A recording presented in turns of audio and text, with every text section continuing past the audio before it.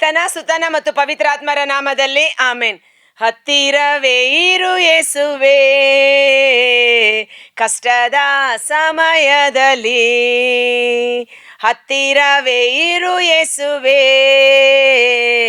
ಕಷ್ಟದ ಸಮಯದಲ್ಲಿ ನಿನ್ನ ಹೊರತು ಯಾರು ಇಲ್ಲ ನನಗೆ ಸಹಾಯದಸ್ತ ನೀಡಲು. ನಿನ್ನ ಹೊರತು ಯಾರು ಇಲ್ಲ ನನಗೆ ಸಹಾಯದಸ್ತ ನೀಡಲು. ಬಲಹೀನ ವೇಳೆಯೊಳು ಬಲವಾಗಿ ಇರು ಯೇಸುವೇ, ಬಲಹೀನ ವೇಳೆಯೊಳು ಬಲವಾಗಿ ಇರು ಯೇಸುವೇ, ಅಜ್ಞಾನದ ಸಮಯದೊಳು ಜ್ಞಾನವ ನೀಡು ಯೇಸುವೇ, ನನ್ನ ಅಜ್ಞಾನದ ಸಮಯದೊಳು ದೈವಿಕ ಜ್ಞಾನವ ನೀಡು ಯೇಸುವೇ, ನನ್ನ ಹತ್ತಿರವೇ ಇರು ಯೇಸುವೇ, ಕಷ್ಟದ ಸಮಯದಲ್ಲಿ. ಪ್ರಭು ಕ್ರಿಸ್ತರಲ್ಲಿ ಆತ್ಮೀಯ ಸಹೋದರ ಸಹೋದರಿಯರೇ, ಈ ದಿನದ ಮುಂಜಾನೆಯ ಜೀವಸ್ವರ ಎಫೆಸದವರಿಗೆ ಬರೆದ ಪತ್ರ 6ನೇ ಅಧ್ಯಾಯ ವಚನ 14. ಡೈರೆಕ್ಟ್ ಆಗಿ ಶಸ್ತ್ರಾಸ್ತ್ರಗಳಿಗೆ ಹೋಗುವ. ಹಿಮ್ಮೆಟ್ಟದೆ ನಿಲ್ಲಲೇಬೇಕು, ಆ ದುರ್ದಿನದಂದು ವೈರಿಗಳನ್ನು ಎದುರಿಸಲು ಆಗ ನೀವು ಶಕ್ತರಾಗುತ್ತೀರಿ. ಮಾತ್ರವಲ್ಲ, ಕಟ್ಟ ಕಡೆಯವರಿಗೆ ಹಿಮ್ಮೆಟ್ಟದೆ ನಿಲ್ಲುತ್ತೀರಿ. ಹಿಮ್ಮೆಟ್ಟದೆ ನಿಲ್ಲಲೇಬೇಕು. ಇದಕ್ಕಾಗಿ ಸತ್ಯವೆಂಬ ನಡುಕಟ್ಟನ್ನು ಕಟ್ಟಿಕೊಳ್ಳಿ, ನೀತಿ ಎಂಬ ರಕ್ಷಾ ಕವಚವನ್ನು ತೊಟ್ಟುಕೊಳ್ಳಿರಿ. 2 ಆಯುಧ. ಸತ್ಯವೆಂಬ ನಡುಕಟ್ಟು. ನಡುಕಟ್ಟು ಅಂದ್ರೆ ಈ ಬೆಲ್ಟ್ ತರ, ಸೊಂಟದ ಪಟ್ಟಿ. ಆ ಸೊಂಟದ ಪಟ್ಟಿ ಯಾವುದಾಗಿರಬೇಕು? ಸತ್ಯವಾಗಿರಬೇಕು. ಮತ್ತು ರಕ್ಷಾ ಕವಚ, ಎದುರಾಳಿ ಕಳುಹಿಸುವ ಆಯುಧಗಳು ನಮ್ಮನ್ನು ಶಾರೀರಿಕವಾಗಿ ನಾಶ ಮಾಡದಂತೆ ನಮ್ಮ ಶರೀರವನ್ನು ರಕ್ಷಿಸುವುದಕ್ಕಾಗಿ ರಕ್ಷಾ ಕವಚ. ಉದಾಹರಣೆಗೆ ಹೇಳಬೇಕಂದ್ರೆ, ತಮಿಳುನಾಡಿನ ಮಾಜಿ ಪ್ರಧಾನ ಮಂತ್ರಿ ಜಯಲಲಿತಾ ಅವರು ಅಲ್ವಾ, ಅವರನ್ನ ನೋಡಿದ್ರೆ, ಅಥವಾ ಈಗಿನ ಪ್ರಧಾನಮಂತ್ರಿ ಸಹ ಧರಿಸ್ತಾ ಇರಬಹುದು, ಎದೆಗೆ ಗುಂಡು ಹೊಡೆದರೂ ಸಹ ಗುಂಡು ತಾಗದಂತೆ ಒಂದು ಐರನ್ ಕವಚವನ್ನ ಅವರು ಧರಿಸಿಕೊಳ್ಳುತ್ತಾರೆ. ಓಕೆ, ಆದರೆ ಇವತ್ತು ನೀನು ಕಬ್ಬಿಣದ ಕವಚ, ಚಿನ್ನದ ಕವಚ ನಿನ್ನನ್ನು ರಕ್ಷಿಸಲಾರದು. Praise the Lord, hallelujah. ಮನುಷ್ಯ ಕಲ್ಪಿತ ಆಯುಧಗಳು ನಮ್ಮನ್ನು ರಕ್ಷಿಸಲು ಅಸಾಧ್ಯ.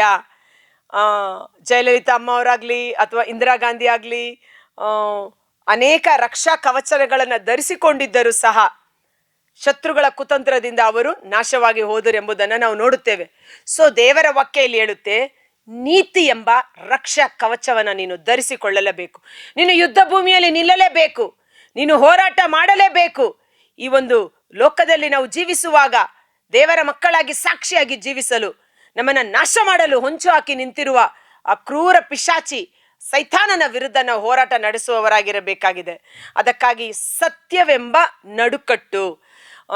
ಉದಾಹರಣೆಗೆ ನೋಡಿ, ಅವರು ಗನ್ ಆಗಲಿ, ಸ್ವಲ್ಪ ಓಕೆ, ಒಂದು ಸೈನಿಕನನ್ನ ನಿಮ್ಮ ಕಣ್ಣ ಮುಂದೆ ಇಮ್ಯಾಜಿನ್ಗೆ ತಗೊಂಬನ್ನಿ. ಗನ್ ಆಗಲಿ ಅಥವಾ ಅವರು ಹಾಕಿರುವ ಯೂನಿಫಾರ್ಮ್ ಆಗಲಿ, ಅವರ ಶರೀರ ಫಿಟ್ನೆಸ್ ಆಗಿ ನಿಂತ್ಕೋಬೇಕಾದ್ರೆ ಆ ಒಂದು ಬೆಲ್ಟ್ ಅನ್ನ ಅವರು ಧರಿಸಿಕೊಂಡಿರುತ್ತಾರೆ. ಇಲ್ಲಿ ದೇವರ ವಾಕ್ಯ ಹೇಳುತ್ತೆ, ಆ ರೀತಿಯ ಬೆಲ್ಟ್ ಅಲ್ಲಿ ಅನೇಕ ಗುಂಡುಗಳು, ಅನೇಕ ಸ್ಟೋರ್ ಮಾಡಿ ಇಟ್ಕೊಂಡಿರ್ತಾರೆ ಅವರು. ಸೊ ಸತ್ಯವೆಂಬ ನಡುಕಟ್ಟು ನಮ್ಮದಾಗಿರಲಿ. ಯಾವ ನಡುಕಟ್ಟು? ಸತ್ಯವೆಂಬ ಬೆಲ್ಟ್ ಅನ್ನ ನಾವು ಧರಿಸಿಕೊಳ್ಳಬೇಕು. ಕಾರಣ, ಪ್ರಭು ಯೇಸು ನಾನೇ ಸತ್ಯ, ನಾನೇ ಜೀವ, ನಾನೇ ಮಾರ್ಗ. ಆ ಸತ್ಯ ಬೇರೆ ಯಾರು ಅಲ್ಲ, ಯೇಸುವೇ ಆಗಿದ್ದಾರೆ. ಯೇಸು ಎಂಬ ಸತ್ಯದ ಬೆಲ್ಟ್ ಅನ್ನ ನಾವು ಧರಿಸಿಕೊಂಡಿರಬೇಕು.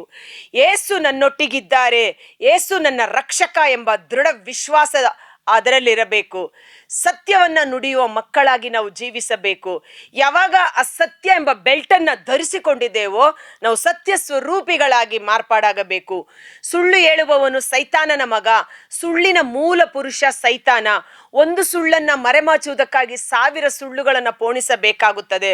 ಆ ಸುಳ್ಳಿನ ಮೂಲಕ ಅಂತ್ಯ, ನಾಶನ, ಪ್ರೇಷಿತರ ಕಾರ್ಯಕಲಾಪಗಳು 5ನೇ ಅಧ್ಯಾಯದಲ್ಲಿ ನಾವು ಒಂದು ಘಟನೆ ನಾವು ನೋಡುತ್ತೇವೆ. ಅನನೀಯ ಮತ್ತು ಸಫೈರ ದಂಪತಿಗಳು, ಅವರು ಯೇಸು ನನ್ನ ರಕ್ಷಕ ಎಂದು ಸತ್ಯ ಮಾರ್ಗವನ್ನ ಸ್ವೀಕರಿಸಿ ಅವರು ಸಭೆಯಲ್ಲಿ ಒಟ್ಟಾಗಿ ಸೇರಿ ಪೇತ್ರನೊಟ್ಟಿಗೆ ಶಿಷ್ಯರೊಟ್ಟಿಗೆ ಜೀವಿಸುತ್ತಿದ್ದಂಥ ಅದ್ಭುತಕರವಾದ ಕುಟುಂಬ. ಆದರೆ ಆ ಕುಟುಂಬ ಸೈತಾನನಿಗೆ ಸುಲಭವಾಗಿ ವಶವಾಯಿತು. ಹೇಗೆ? ಸುಳ್ಳಿನ ಮೂಲಕ. ನೀವು ಮಾರಿ ಬಂದ ಜಮೀನಿನ ಮೊತ್ತ ಇಷ್ಟೇ ಏನು ಎಂದು ಕೇಳುವಾಗ ಅವರು ಸ್ವಲ್ಪ ಭಾಗವನ್ನ ಮರೆಮಾಚಿ ಪೇತ್ರನಿಗೆ ಸುಳ್ಳು ಹೇಳುತ್ತಿದ್ದಾರೆ. ಹೌದು, ನಾವು ಮಾರಿದಾಗ ಬಂದ ಕ್ರಯದ ಮೊತ್ತ ಇಷ್ಟೇ ಎಂದು ಸುಳ್ಳು ಹೇಳುತ್ತಾರೆ. ಆಗ ಪೇತ್ರ ಹೇಳುತ್ತಾನೆ, ಅನನೀಯ, ನೀನು ಹೃದಯದಲ್ಲಿ ಯಾಕೆ ಸೈತಾನನಿಗೆ ಅವಕಾಶ ಮಾಡಿಕೊಟ್ಟೆ? ನೀನು ಸುಳ್ಳಾಡಿರುವುದು ಮನುಷ್ಯರಿಗಲ್ಲ, ದೇವರಾತ್ಮನಿಗೆ. ಸುಳ್ಳಾಡಿರುವುದು ಮನುಷ್ಯರಿಗಲ್ಲ, ದೇವರಿಗೆ ಎಂಬುದಾಗಿ.